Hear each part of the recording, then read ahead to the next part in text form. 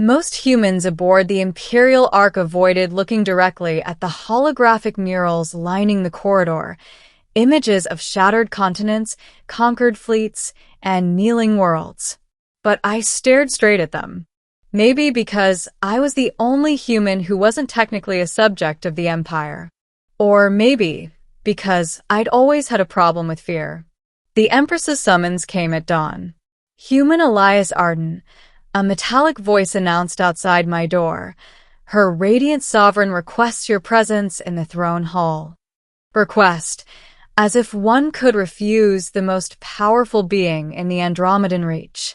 I straightened my jacket, tried and failed, to tame my hair, and followed the escorting drones through the crystalline corridors. The air buzzed with energy, alive with a faint violet hum that always made my skin prickle.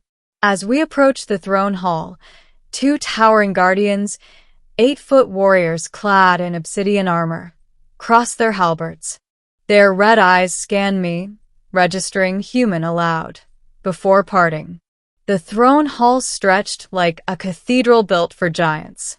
And at its center, on a floating obsidian platform, sat Empress Seralith, ruler of 13 galaxies, commander of the Shadow Fleet, and, if rumors were true, someone who could read thoughts with a brush of her hand.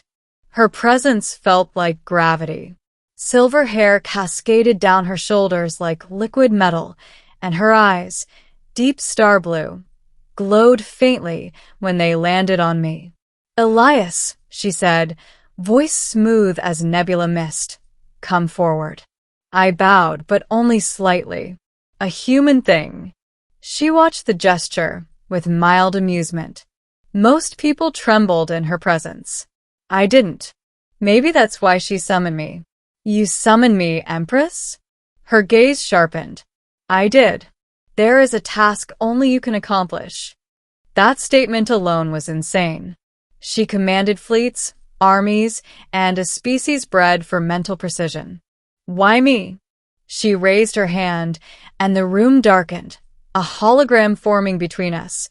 A black door, no markings, no frame, floating in an endless void. "The night room," she said. Whispers spread even among humans, stories of a sealed chamber deep in the Imperial archives where reality distorted, where stars died and were reborn, where no one returned unchanged. Or at all. "I need someone who cannot be controlled by it," she said. "Someone whose mind is unpredictable, resistant to psychic imprint. A human." "Wait, you're saying this place kills psychics?" Her gaze softened just a little. "It consumes them."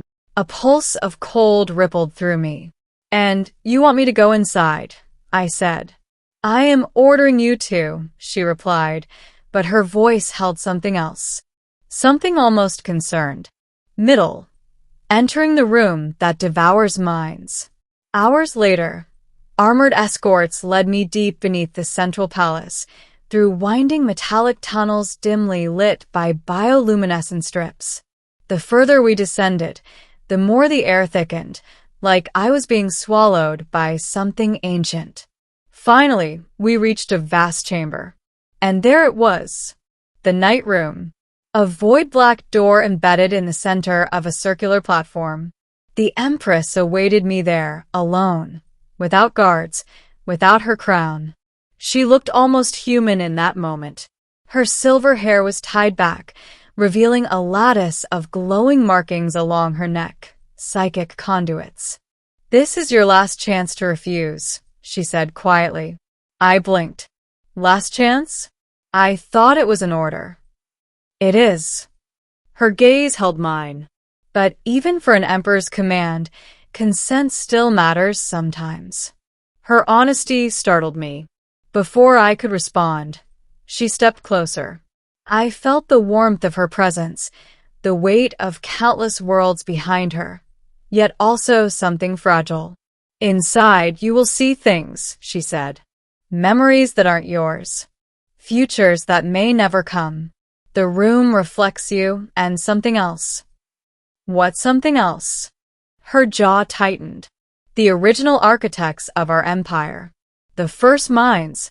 They left imprints, shadows, and they hunger for consciousness. Lovely. Exactly what every human wants to hear before walking into an ancient psychic horror.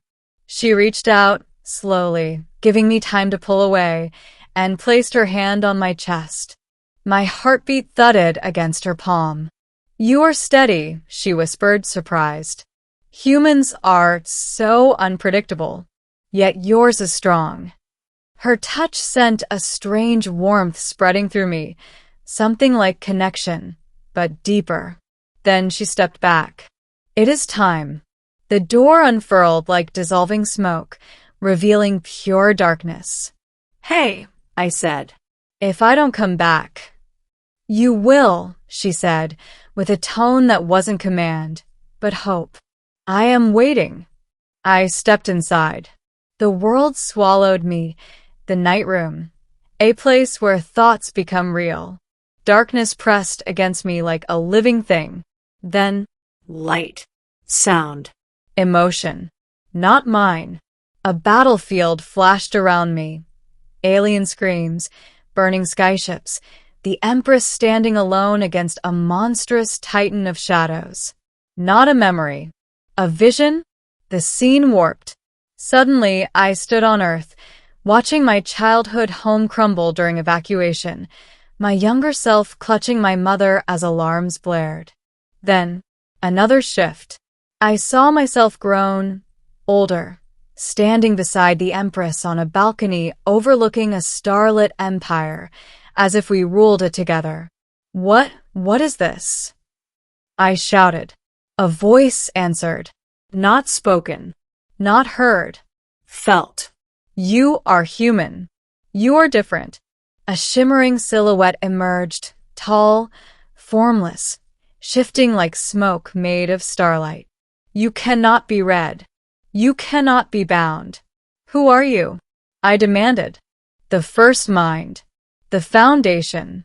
The hunger." "Wonderful." The entity drifted closer. "Show us your weakness."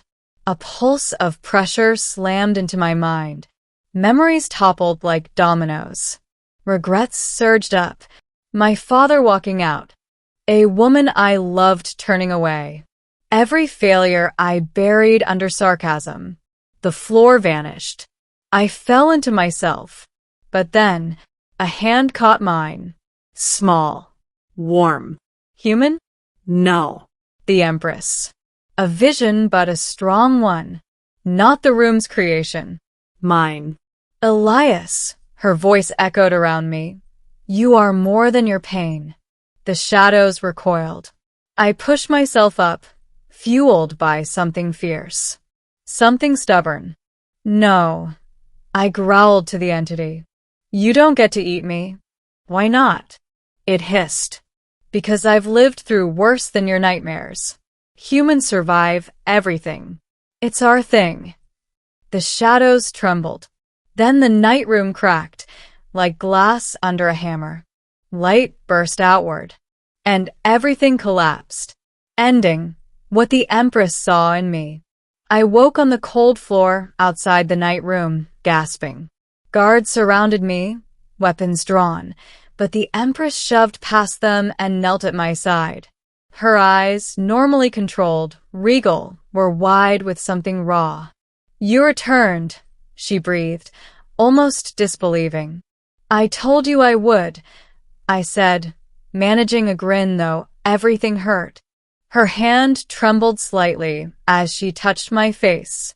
"Elias, no one has entered that place and kept themselves intact. Not in centuries." "I'm built different," I joked. She didn't smile. She looked at me like she was trying to understand something impossible. "What did you see inside?" she asked softly. "I saw your memories," I said. "Your battles. Your pain.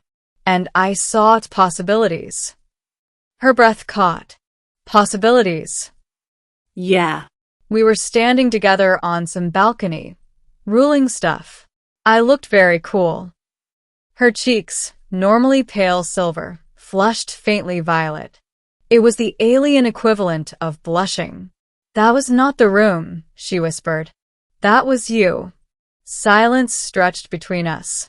Then she said something I never expected. "I chose you because you were unpredictable.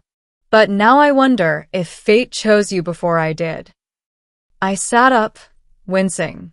"So what happens now? Am I free to go?" Her hand tightened around mine, not possessively, but protectively. "No," she said. "You are not free to go." My stomach dropped. But then she continued, voice softer than stardust. "You are needed here." "By me." "And by the Empire." "Needed?" I echoed. She nodded. "The night room responded to you. It accepted you. And it revealed something to me." "What?" Her eyes went bright, glowing like twin stars. "That you are the key to controlling the First Mind's legacy. With you, the Empire can evolve. Without you, it risks collapse." "So you're saying I'm important? More than you know." I blinked. "Does this come with a paycheck?" She exhaled a sound that might have been a laugh. "Humans," she murmured, always deflecting with humor. Then she stood and helped me up. Her hand lingered in mine. When she spoke again, her voice held a weight that sent a shiver down my spine. "Elias, I ordered you into the night room, but I am asking you, will you stand beside me now?" I looked at her. The Empress feared across galaxies, the woman who saw something in me even when the universe itself tried to unravel me. And for once, the answer came easily. "Yeah," I said. "I'll stand with you." Her expression softened into something almost gentle. "Then," she whispered, "this is only the beginning." As the doors of the lower chamber closed behind us, and we walked back toward the throne of a galaxy-spanning empire, I realized something. I had gone into the night room as no one special, but I was leaving as someone the Empress refused to lose. And whatever came next, the universe wasn't ready for it.